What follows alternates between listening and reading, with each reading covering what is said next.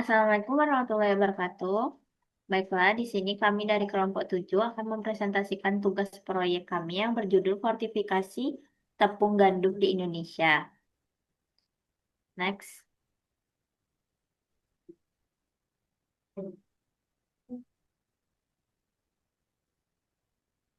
Baiklah, di sini anggota kelompok saya yaitu Gina Salsabila dengan NIM 33, Riki Silaban dengan NIM 47, saya sendiri yang mensyarani dengan NIM 61, Elsa BR Silaban dengan NIM 77,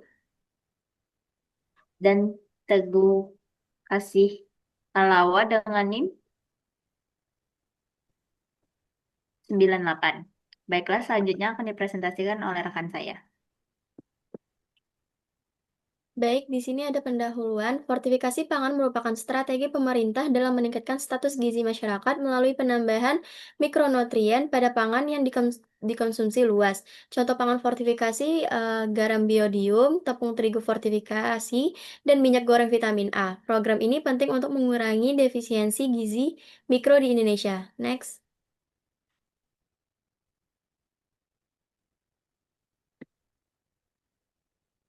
Next.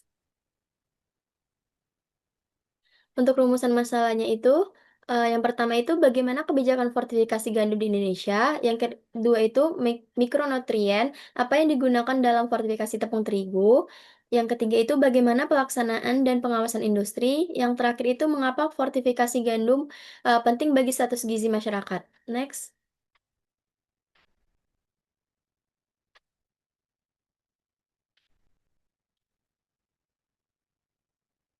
Next.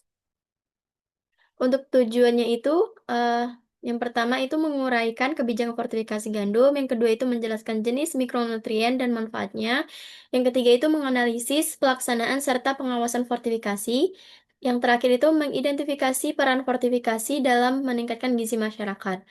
Selanjutnya akan dibacakan oleh rekan saya.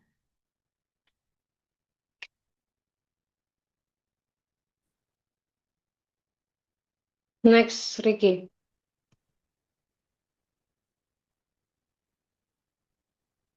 Nah, fortifikasi pangan. Fortifikasi pangan adalah penambahan mikronutrien seperti vitamin dan mineral ke dalam pangan untuk meningkatkan nilai gizi tanpa mengubah karakter produk.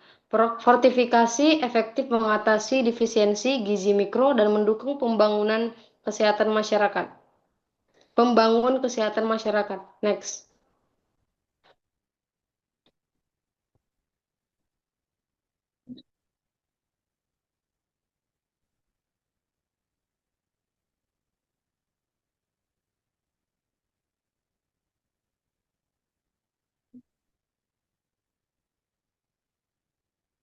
Selanjutnya, kebijakan fortifikasi di Indonesia. Kebijakan fortifikasi di Indonesia merupakan upaya pemerintah untuk meningkatkan status gizi masyarakat melalui penambahan zat gizi mikro pada pangan yang banyak dikonsumsi sehari-hari. Pemerintah mewajibkan fortifikasi pada beberapa komoditas strategis seperti garam beriodium untuk mencegah KY, tepung terigu yang difortifikasi dengan zat besi, seng, asam folat, tiamin, dan riboflavin untuk menurunkan prevalensi anemia serta minyak goreng yang ditambahkan vitamin A guna untuk mengurangi kekurangan vitamin A.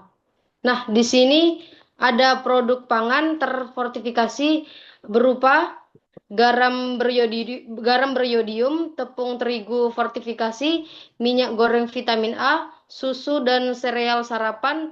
Produk ini juga kami pilih karena tingkat konsumsinya tinggi dan menyeluruh di masyarakat. Untuk presentasi selanjutnya akan dijelaskan oleh teman saya. Baik, selanjutnya saya akan menjelaskan kebijakan dan regulasi. Yang pertama itu fortifikasi garam beriodium bersifat wajib. Yang kedua, tepung terigu wajib difortifikasi, yaitu Fe, Gen E, B1, B2, dan asam folat. Minyak goreng difortifikasi vitamin A. Yang terakhir itu pengawasan dilakukan oleh BPOM dan Kemenprin.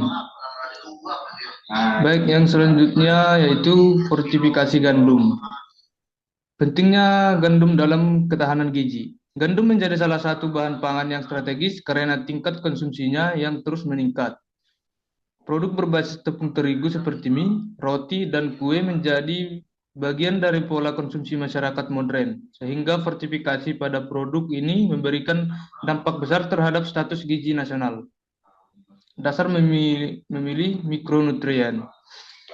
Pemilihan zat gizi dasar tingginya prevalensi defisiensi mikronutrien di Indonesia, stabilitas zat gizi selama pemrosesan, serta rekomendasi organisasi internasional seperti WHO. Yang ketiga itu mikronutrien pada fortifikasi gandum. Yang pertama zat besi untuk mencegah anemia, asam folat untuk perkembangan janin, dan vitamin B kompleks untuk metabolisme, dan terakhir seng untuk implikasi. Baik, selanjutnya jelaskan oleh saudara. Baik, di sini saya akan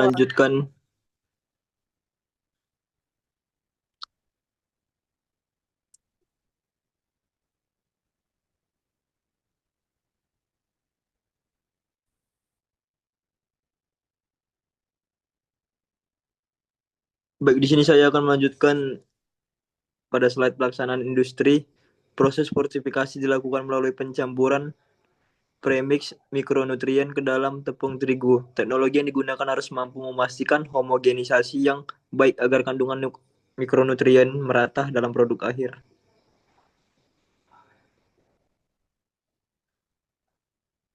Di sini ada pada slide manfaat fortifikasi pada gandum dalam kehidupan. Ada juga manfaat fortifikasi gandum pada anak dan remaja.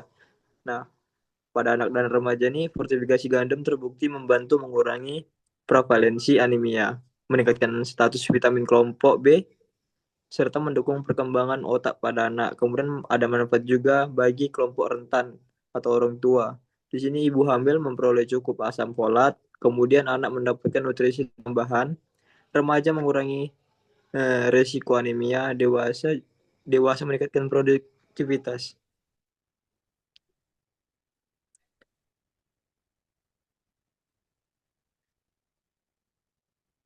Baik, di sini juga pada slide terakhir yaitu kesimpulan fortifikasi pangan khususnya pada tepung terigu merupakan strategi yang efektif untuk meningkatkan status gizi masyarakat.